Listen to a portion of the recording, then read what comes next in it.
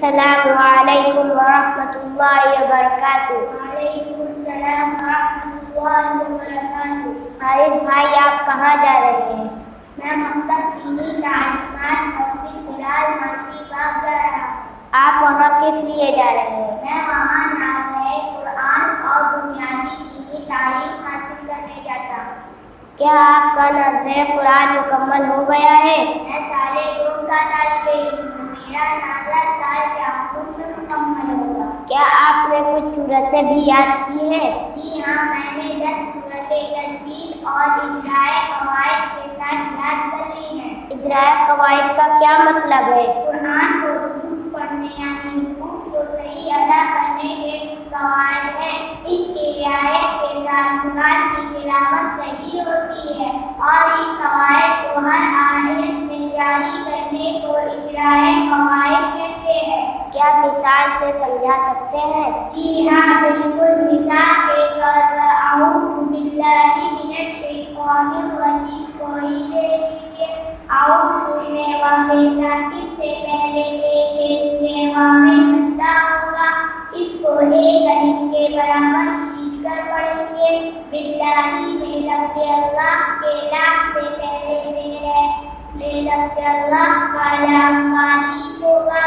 لفظ اللہ کے لام پر کھڑا زبر ہے، اس لیے لفظ اللہ کے لام کو ایک الف کے برابر کھینچ کر پڑھیں گے۔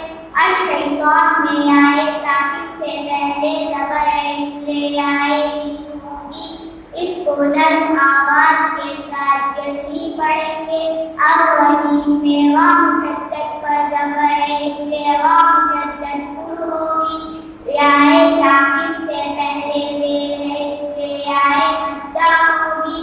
اس کو ایک الف کے برابر کھینچ کر پڑھیں گے۔ ماشاء اللہ، یہ تو بہت اہم اور مفید قاعدے ہیں۔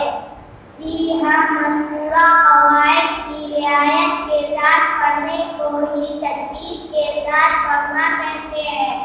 اچھا، آپ کے مکتب دینی تعلیمات میں قرآن کے علاوہ اور کیا کیا پڑھایا جاتا ہے؟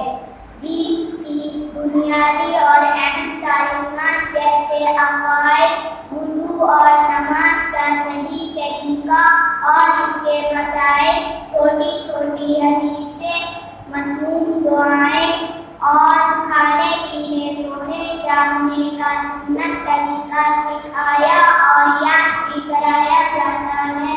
ماشاء اللہ، یہ تو بہت مفید مکتب ہے۔ کیا میرا بھی اس مکتب میں داخلہ ہو سکتا ہے؟ جی ہاں، کیوں نہیں۔ کل بروز جمعرات سے داخلہ شروع ہو جائے گا۔ آپ اپنے والد صاحب